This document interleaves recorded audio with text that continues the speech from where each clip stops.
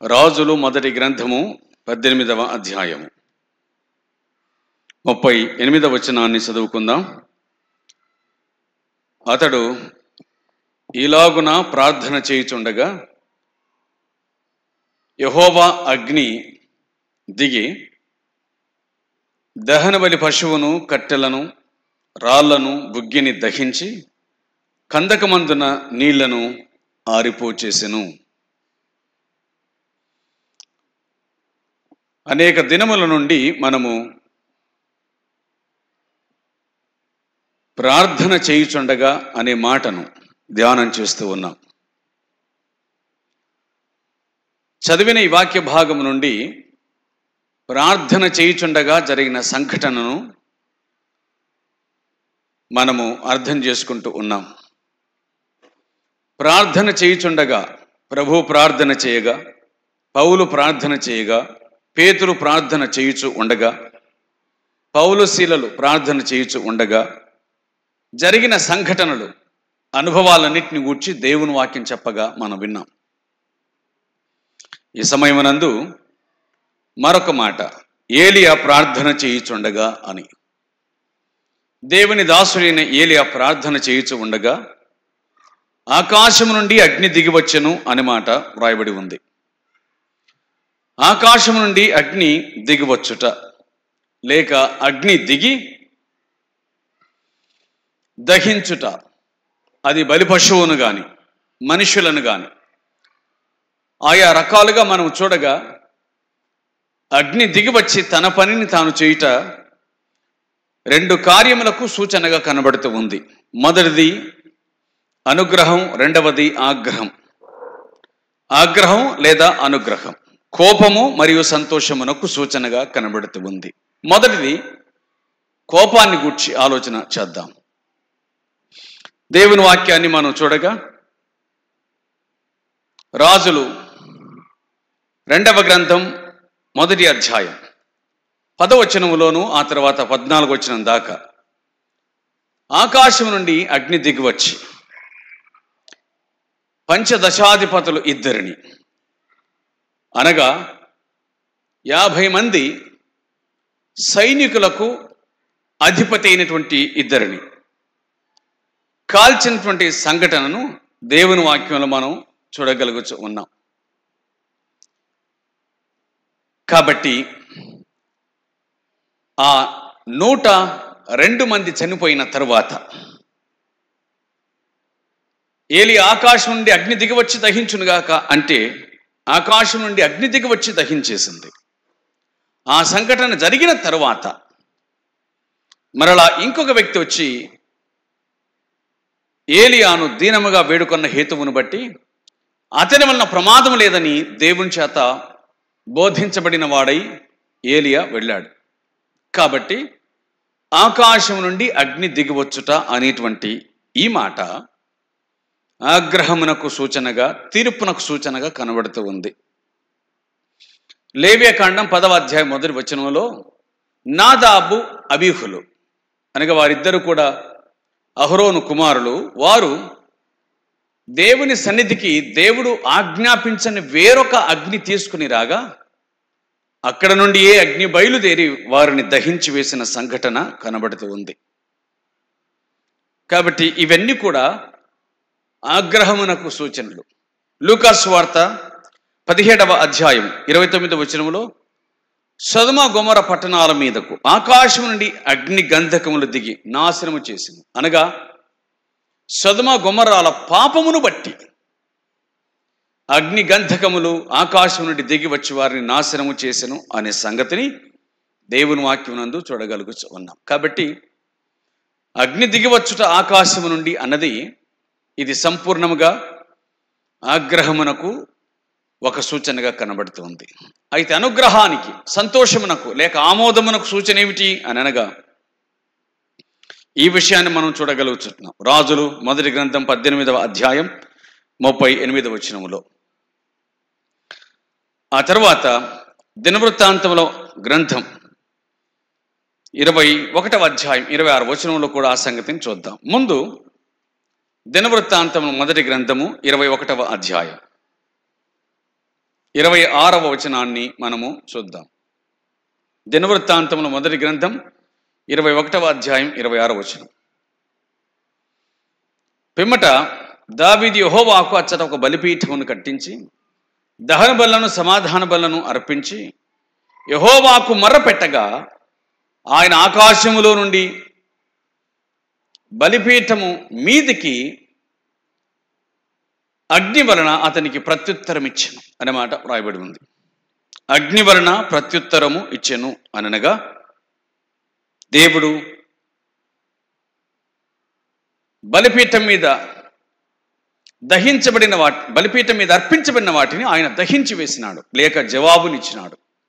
ఆకాశం నుండి అగ్ని దిగి వచ్చి వాటిని దహించడం వలన నేను వాటిని అంగీకరించి ఉన్నాను అని దేవుడు చెప్పటంతో సమానం.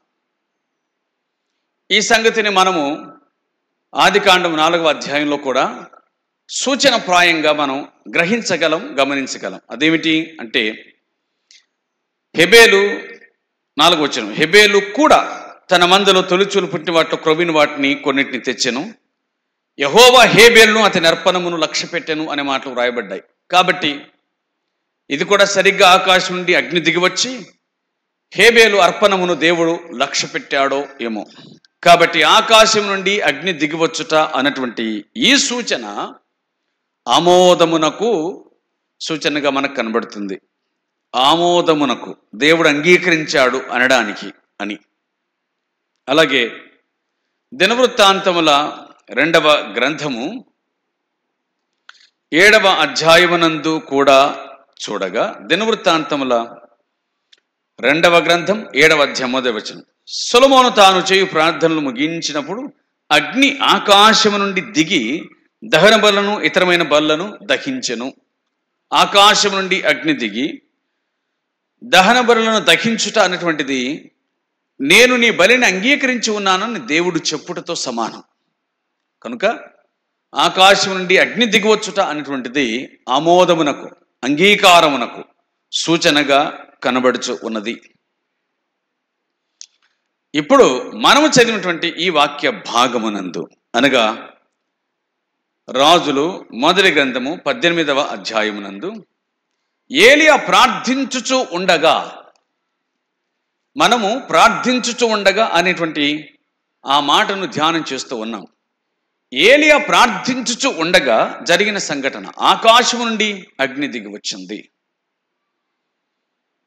ఆకాశం నుండి అగ్ని దిగి వచ్చి వధించబడిన వాటన్నిటిని కాల్చివేసింది,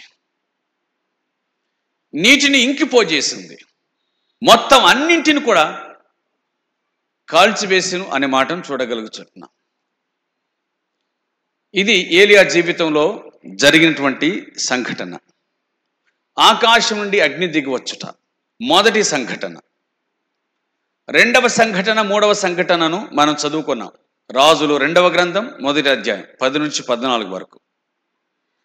అంచేత ఈయనకు అగ్ని ప్రవక్త అని ఒక పేరు. ఆకాశం నుండి అగ్నిని కురిపించినటువంటి వాడు.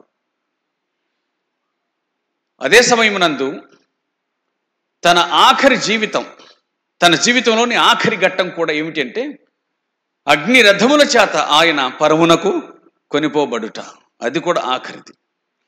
కాబట్టి ఆ ప్రాఫెట్ ఆఫ్ ఫైర్ అని చెప్పవచ్చు, అగ్ని ప్రవక్త అని నిస్సందేహంగా చెప్పవచ్చు.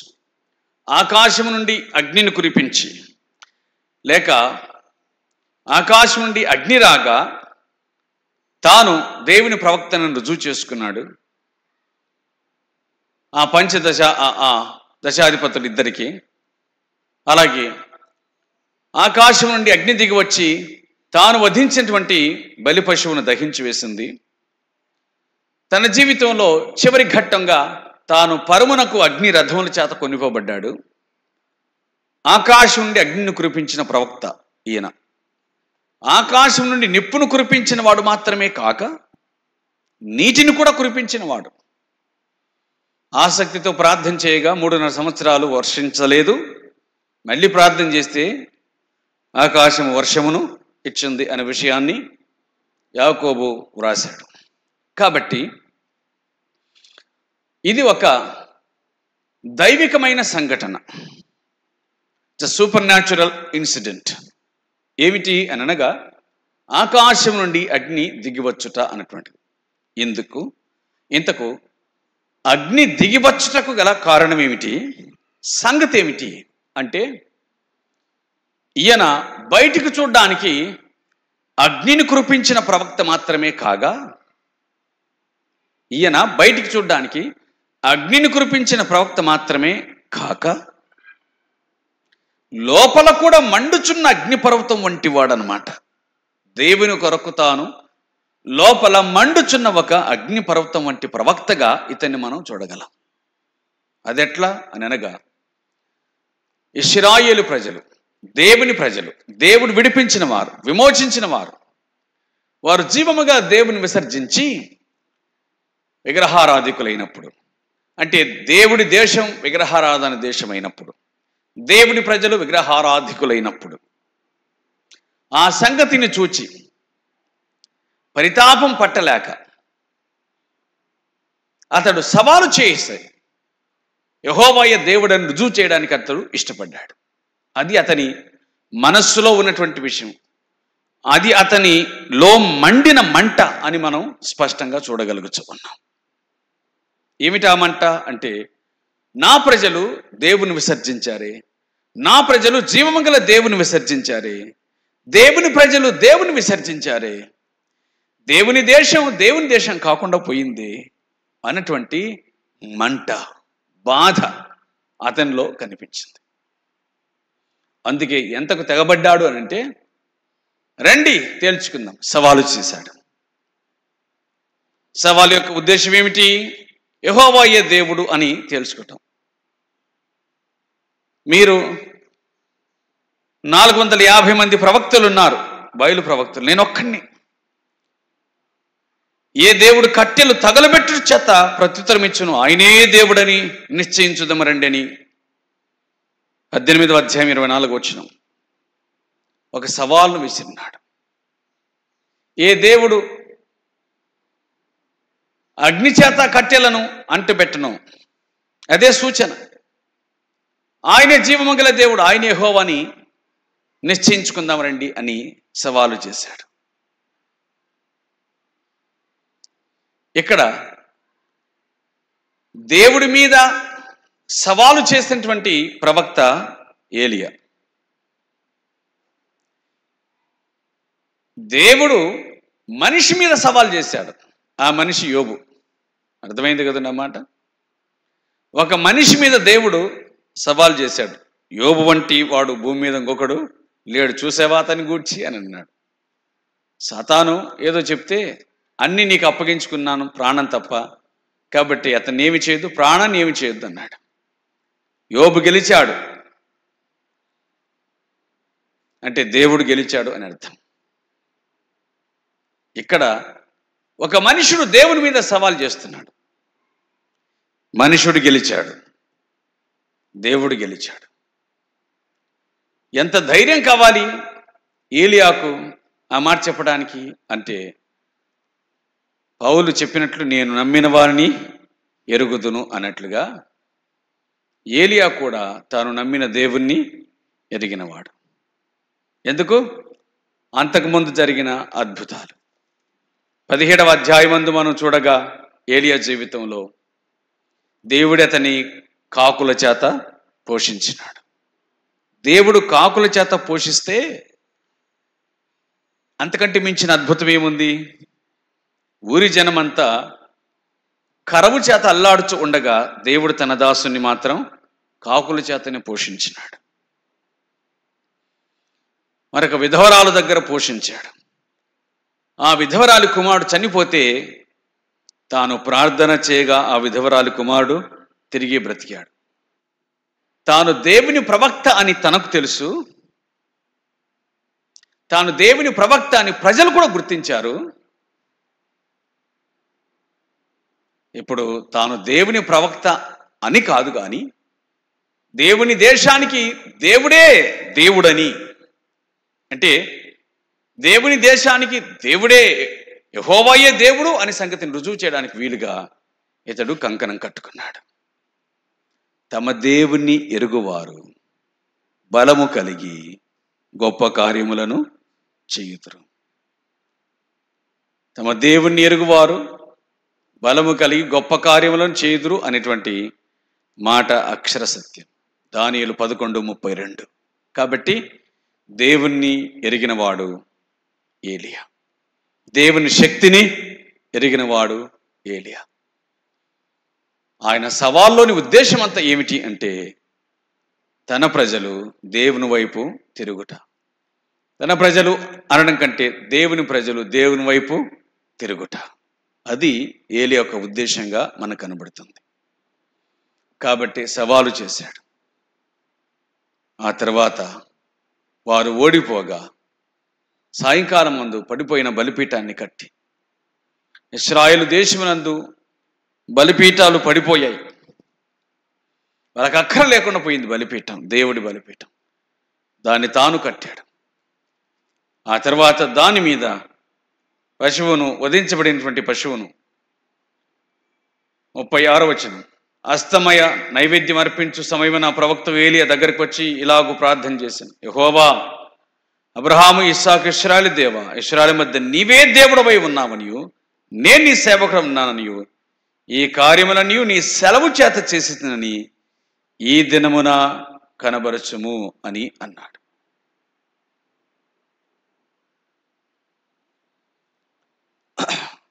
తను ఒక జంతువుని తీసుకొని దాన్ని వధించి ముక్కలుగా చేసి ఆ బలిపీఠం మీద పెట్టి నీళ్లు పోసి దాని క్రింద ఇంకా నీళ్లతో తడిపేసి అతడు చేసినటువంటి ప్రార్థన, చిన్న ప్రార్థన, అది కూడా అర్థసహితమైనటువంటి ప్రార్థన. ఏమని? ఇలాగోని అన్నాడు, యెహోవా, ఆయన ఎవరు ఎరిగినవాడు, ఆయన నామాన్ని ఎరిగినవాడు, అబ్రహాము, ఇస్సాకు, ఇశ్రాయేలుల దేవా, తమకు దేవునికి మధ్య ఉన్న సంబంధాన్ని ఎరిగినవాడు, ఇశ్రాయేలు మధ్య నీవు దేవుడవై ఉన్నావనియు నేను నీ సేవకుడనై ఉన్నానని నీ సెలవు చేత నీ కార్యములు చేసిననియు. ఈ మాట చాలా గొప్పది.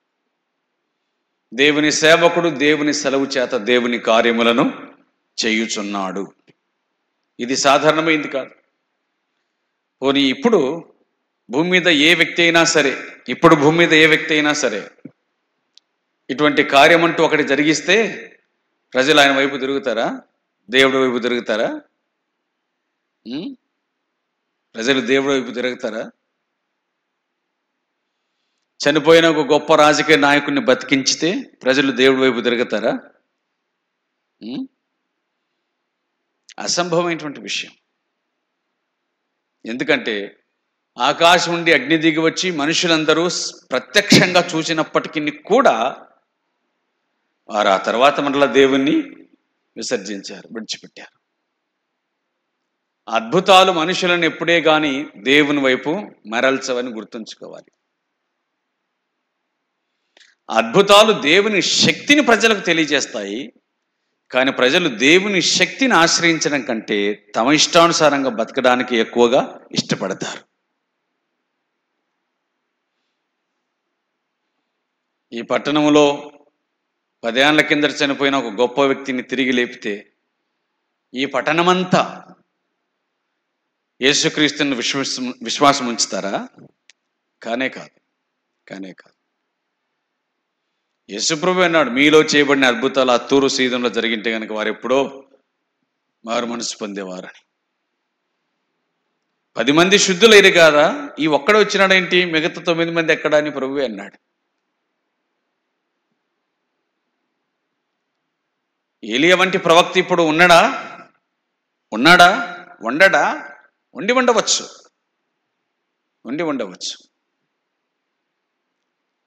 కానీ ఇప్పుడు దేవుడు ఎవరో రుజువు చేయాల్సిన అక్కర అవసరం లేదు. ఏం చేతనంటే దైవ సంబంధమైన కార్యాలు, హిస్టరీ అనేటువంటిది ఒకేసారి జరుగుతుంది. సూర్యచంద్రులను యెహోషువ ఆపాడు, నేను ఆపుతానంటే కుదరదు. ఆకాశం నుండి ఆయన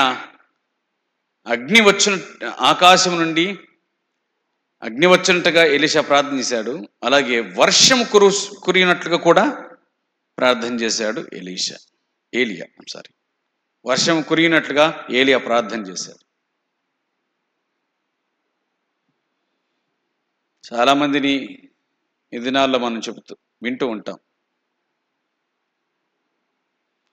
వర్షాకాలం మీటింగ్ పెట్టి ప్రభువా వర్షం రాకుండా సహాయం చేయమని ప్రార్థన చేయటం, వర్షం రాకపోతే దేవుడు గొప్ప కార్యాలను చేశాడు అని అనటం, ఇవన్నీ కూడా ప్రస్తుతం ఈ తరంలో మనం చూస్తున్న విషయాలు. అటు వారిని తీసుకువెళ్ళి బాగా తుఫాను పడే ప్రాంతంలో వదిలిపెట్టాలి.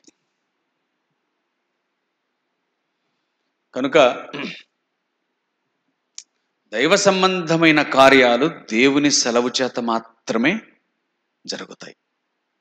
దేవుని దాసుడు కూడా తన సెలవు చొప్పున కాక దేవుని సెలవు చొప్పున మాత్రమే కార్యములను చేస్తాడు. దేవుడు చేయమంటే చేస్తాడు. తన గొప్పతనం కోసం, తన కీర్తి ప్రతిష్టల కోసం దేవుని దాసుడు ఎన్నడే గాని పని చేయకూడదు. ఇప్పుడు అతడు ప్రార్థించుతూ ఉండగా ఆకాశం నుండి అగ్ని దిగి రావటం దేవుని సంకల్పం. దేవుని సెలవు చేత దేవుని దాసుడు చేసిన కార్యం అది. ఏలియా చేసిన దానికి దేవుని అనుమతి ఉంది, దేవుని సెలవు ఉంది, దేవుని చిత్తం ఉంది, దేవుని శక్తి ఉంది. ప్రార్థన చేయుచు ఉండగా ఆ ప్రార్థనకంత శక్తి ఉంది. ఆ ప్రార్థన ఉద్దేశముతో కూడిన ప్రార్థన. అందుకే ప్రార్థన చేయుచుండగా జవాబు దొరికింది. ఒక ఉద్దేశం. ఏమిటా ఉద్దేశం? దేవుడు ఆయన శక్తిని ప్రజలకు కనబరచుట, యెహోవాయే దేవుడని రుజువు చేయుట, అది అందులో ఉన్నటువంటి ఉద్దేశం. ఆయన ఎవరు అని అనగా ఆయన ప్రార్థనకు ప్రసిద్ధిగాంచిన ప్రవక్త, ఆసక్తితో ప్రార్థన చేసేవాడని దేవుని వాక్యం మనకు సెలవిస్తూ ఉంది. యాకోబు పత్రిక 5వ అధ్యాయము 16వ వచనంలో చూడగా ఆ మాట వ్రాయబడి ఉంది. యాకోబు పత్రిక 5వ అధ్యాయము 16వ వచనం, 17వ వచనం. ఏలియా మనవంటి స్వభావము గల 5:17 ఏలియా మనవంటి స్వభావము గల మనుషుడే, ఆయనను వర్షింపకుండానట్లు అతడు ఆసక్తితో ప్రార్థన చేయగా 3.5 సంవత్సరం వరకు భూమి మీద వర్షం లేదు. అతడు మరలా ప్రార్థన చేయగా ఆకాశము వర్షమిచ్చును, భూమి తన ఫలమును ఇచ్చును. ఆసక్తి కలిగిన ప్రవక్త అని ఏలియాను గూర్చి దేవుని వాక్యము చాలా స్పష్టంగాను వివరంగాను చెబుతోంది. ఆసక్తి కలిగిన వాడు అని. కాబట్టి ఆ ప్రార్థనకు దేవుడు జవాబు ఇచ్చాడు. ఆ ప్రార్థనలో ఏలియా స్వార్థం లేదు. పైగా ఆ కార్యాలు చేసినందుకు అతడు ఇశ్రాయేలులో గొప్ప ప్రవక్త, ఫేమస్ ప్రవక్త అయిపోయి ఏదో సంపాదించుకున్నాడు కూడా కాలేకపోయాడు, సాధించుకున్నవాడు కూడా కాలేకపోయాడు. అతడు ఏమయ్యాడు అని అంటే ప్రాణం మీదికి తెచ్చుకున్నాడు. అవునా? ఈ కార్యాలు చేసినందువలన ప్రాణం మీదికి తెచ్చుకున్నాడు.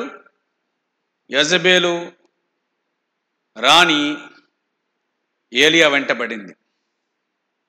నా ప్రవక్తలను సంహరించాడు, అతడు కూడా రేపు ఈ వేళకల్లా వారిలో ఒకని వంటి వాడు అవుతాడు అని. అంతటి గొప్ప ప్రవక్త పారిపోవాల్సి వచ్చింది.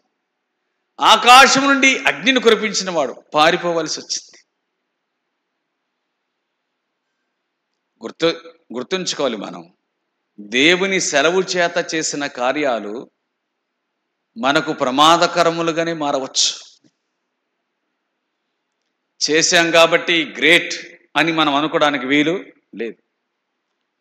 దేవుని సెలవు చేత ఎంత గొప్ప కార్యాలు జరుగుతాయో అంత గొప్ప అపవాది కార్యాలు కూడా జరుగుతాయని గుర్తుంచుకోవాలి. అంత గొప్పగా అపవాది కార్యాలు కూడా జరుగుతాయి. కనుక గొప్ప కార్యములను చూడగోరిన దేవుని దాసుడు గొప్ప శ్రమలను ఎదుర్కొనడానికి కూడా సిద్ధపడి ఉండాలి. అయితే అవి దేవుని నుంచి కలిగినవి కాబట్టి దేవుడే వాటిని తప్పించుటకు సమర్థుడు. మంచిది.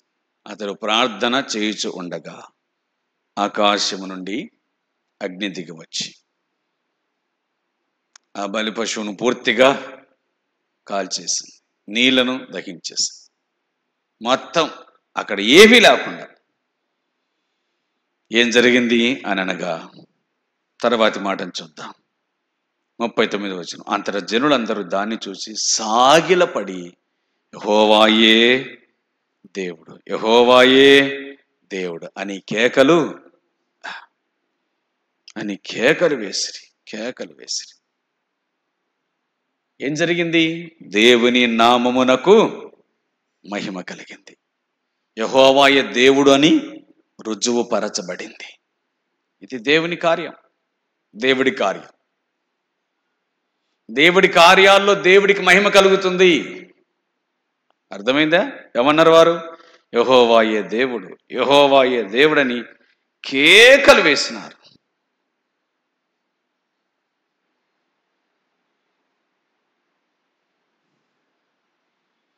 ఏలియా పేరే లేదు, ఎక్కడే కానీ ఏలియా పేరు లేదు. యెహోవాయే దేవుడు, యెహోవాయే దేవుడు అని ప్రజలంతా యెహోవాయే దేవుడని భూమి దద్దరిల్లేటట్లుగా కేకలు వేసినారు. యెహోవా దేవుడు, ఏలియా ఆయన ప్రవక్త అని అనలేదు. అర్థమైందే? యెహోవా దేవుడు, ఏలియా ఆయన ప్రవక్త అని అనలేదు. యెహోవాయే దేవుడు, యెహోవాయే దేవుడు. ఈ సంగతిని దేవుడు బయలుపరిచాడు. ఇది దేవుని కార్యం. ఈ సంగతిని దేవుడే జరిగించాడు. యెహోవాయే దేవుడు అని చెప్పి గట్టిగా వారు కేకలేశారు. ప్రియులారా, ప్రార్థించుచుండగా జరిగిన సంఘటన. అయితే ప్రార్థన చిన్నది కానీ దాని పవర్ మాత్రం పెద్దది. అయితే ఆయన చేసిన ప్రార్థన 1 నిమిషం ప్రార్థనే, కానీ ఆ ప్రార్థనకు వెనక మాత్రం చాలా బలం ఉంది. భక్తుల బహిరంగ ప్రార్థనలు చూస్తే చాలా చిన్నవిగా ఉంటాయి, కానీ వారందరూ రహస్యముగా ఎక్కువ ప్రార్థన చేశారు, బహిరంగంగా చాలా తక్కువసేపు ప్రార్థన చేశారు. రహస్యముగా గంటల తరబడి దేవుని సన్నిధిలో వారు ఉండేవారు. బహిరంగంగా ప్రార్థించమంటే 1 నిమిషం 2 నిమిషాలే వారి ప్రార్థన. కనుక ఆ ప్రార్థనకు అంత శక్తి రావడానికి గల కారణం ఏంటంటే, మొదట అది దేవుని సెలవు కలిగినటువంటి కార్యం. రెండవది దేవుని దాసుడు కూడా అందుకు తగిన వాడుగా ఉన్నాడు. ఇక్కడ దాసునికి తగిన దేవుడు ఉన్నాడు, దేవునికి తగిన దాసుడు ఉన్నాడు. దేవునికి సరిపోయిన దాసుడు ఉన్నాడు, ఈ దాసునికి సరిపోయిన దేవుడు ఉన్నాడు. అందుచేతనే ఈ అద్భుతం జరిగింది అని మనం గ్రహించగలుగుతున్నాం. మన జీవితాల్లో ఇలాంటి అద్భుతాలను, అనగా ఆకాశం నుండి అగ్ని దిగి వచ్చే అద్భుతాలను మనం ఆశించకూడదు. కానీ మన జీవితం వలన యెహోవాయే దేవుడు అని రుజువు అగునట్లుగా మనం బ్రతకగలిగితే ఇక అంతకంటే మించిన భాగ్యం లేదు. మనం విశ్వసించుతున్నవాడు జీవము గల దేవుడు అనే సంగతి ఇతరులు గ్రహించినట్లుగా మనం బతకగలిగితే ఇక అంతకంటే మించిన ఆనందం మరొకటి లేదు. కాబట్టి ఎలాగున మనం జీవించాలనే విషయం దేవుని వాక్యం గుర్తు చేస్తూ ఉంది. ఏలియా ప్రార్థన చేయించు ఉండగా ఆకాశం నుండి అగ్ని దిగి వచ్చాను. అతని ప్రార్థన ఆసక్తితో కూడిన ప్రార్థన, అతని ప్రార్థన దేవుని సెలవుతో కూడిన ప్రార్థన, అతని క్రియలు కూడా దేవుని సెలవుతో కూడినటువంటి క్రియలుగా మనకు కనబడతాయి. అంటే అందుకే ఇంతకుముందు చెప్పినట్లుగా తాను ఏ ఉద్దేశం చేత మండుచు ఉన్నాడో దానిని మండించగలిగినాడు. తాను ఏ ఉద్దేశం చేత మండుచు ఉన్నాడో తన ఆత్మలో అదే మంటను అతడు రగిలించగలిగినాడు. తాను యెహోవాయే దేవుడు అనే సంగతిని గ్రహించినవాడు కాబట్టి ఆ సంగతిని ప్రజలు కూడా గ్రహించగలిగినట్లుగా కార్యమును జరిగించాడు. ప్రార్థన చేయుచుండగా దేవుడు జవాబును ఇచ్చాడు. ప్రార్థన చేయుచుండగా అతని సవాలును దేవుడు ఘనపరిచాడు. అతడు ప్రార్థన చేయుచుండగా ప్రజలందరూ జరిగిన సంగతులను చూచి యెహోవాయే దేవుడని కేకలు వేయగలిగినారు. గనుక మనమును ప్రార్థన చేయుచుండగా దేవుని కార్యము జరుగునట్లు, ఏ విషయములలో దేవుని కార్యము జరగాలని కోరుచు ఉన్నామో ఆ విషయంలో దేవుని కార్యము జరుగునట్లుగా దేవుడి మన జీవితాల్లో తన కార్యమును జరిగించి ఆయన మహిమను పొందునుగాక. ఆమేన్. ప్రార్థన చేద్దాం. సర్వకృపానిధియు మిక్కిలి కనికరమును అత్యంత దయ జాలి కలిగిన తండ్రి, పరిశుద్ధమైన మీ నామమునకు స్తోత్రాలు, కృతజ్ఞతాస్తుతి చెల్లిస్తూ ఉన్నాం. మీ దయచేత మమ్మను తీసుకుని వచ్చినారు, మీకు స్తోత్రం. మీరు దీవించి కనికరించారు, మీ పాసని మాకు ఇచ్చారు, మీ వాక్యమును మాకు ఇచ్చినారు. ప్రార్థించుండగా జరిగిన కార్యములను వింటూ వస్తూ ఉన్నాం. మా జీవితాల్లో కూడా అలాగున మీ గొప్ప కార్యములను చూచుట కావలసిన కృపనిచ్చి మమ్మల్ని దీవించండి. మహిమ గంత ప్రభావాలు మీకు ఆరోపిస్తున్నాం, మమ్మల్ని ఆశీర్వదించండి. ఈ ప్రార్థన నెల అంతటిని కూడా మాకు ఆశీర్వాదకరంగా మరల్చండి, మహిమను పొందండి. క్రీస్తు యేసు పేరట పెట్టుకొనుచున్నాము తండ్రి. ఆమేన్.